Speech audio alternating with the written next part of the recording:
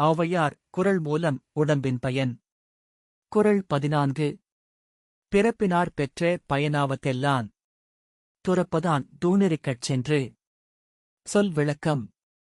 பிறப்பினால் மனிதப் பிறவியால் பெற்ற பயன் அடையக்கூடிய பயன். ஆவது எல்லாம் முழுமையாக இருப்பது.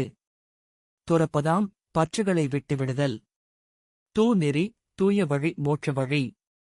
சென்று அடைந்து. சரியான தமிழ் பொருள் ப்ராப்பர் எக்ஸ்பிளனேஷன்.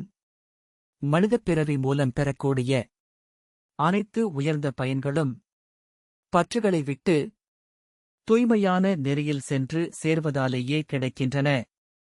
கருத்து விளக்கம். மனித உடல் ஆசை அகந்தை வளர்க்க அல்ல, இன்பத்தில் மூழ்க அல்ல, பற்றுகளைத் துறந்து உண்மை அறம் ஞானம் நிறைந்த தூய ஆன்மீக பாதையில் செல்ல வழங்கப்பட்டது.